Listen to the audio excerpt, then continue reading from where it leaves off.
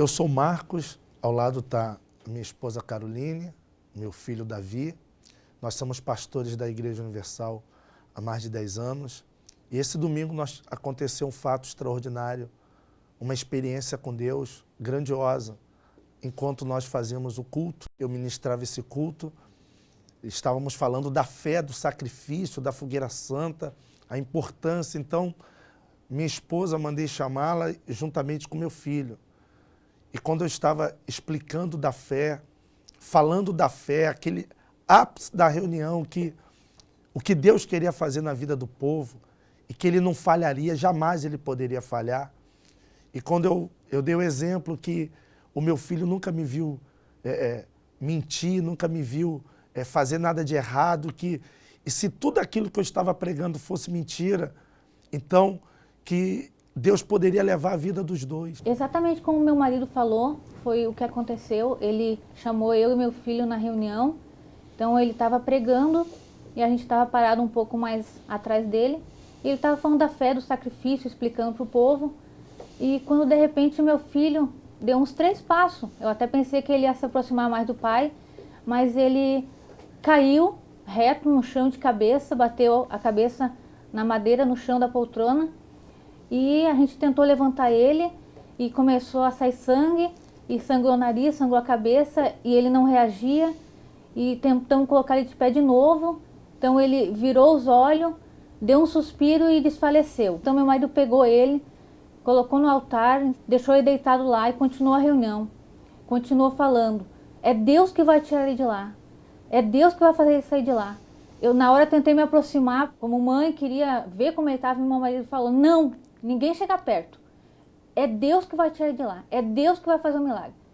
Então ele ficou lá. E o tempo foi passando. E a angústia também foi aumentando, porque ver ele ali sem se mexer, sangrando, deitado, foi uma coisa muito... Doeu.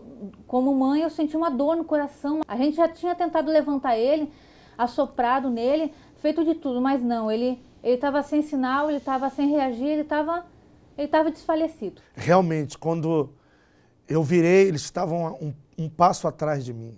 Veja que a morte é questão de um passo. Eles estavam a um passo de mim, eu não pude fazer nada. O pastor auxiliar estava a um passo dele e não pôde fazer nada. A minha esposa estava a um passo dele e não pôde fazer nada.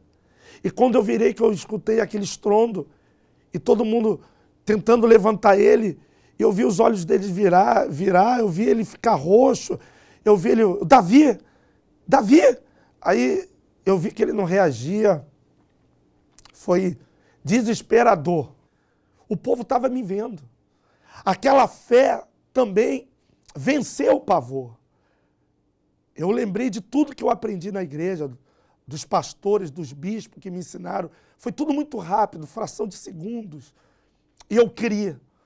Eu peguei eles nos braços, mandei todo mundo soltar ele e todo mundo sair de perto de mim. Mas eu não me deixei me abater, me vencer. Aí eu falei para as pessoas que se Deus era Deus, então Deus ia tirar ele dali. Então aquele Deus tinha que defender a minha causa, aquele Deus tinha que tocar no meu filho, aquele Deus tinha que trazer a vida de novo para que ficasse provado que ele era Deus. E eu nunca duvidei disso.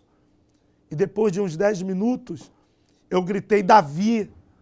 Ele não respondia. Davi, levanta. Ele não respondia.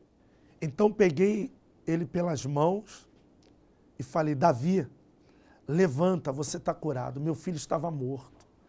Há 10 minutos, aproximadamente, eu deixei ele. Só que na hora que eu peguei nas mãos dele, ele levantou.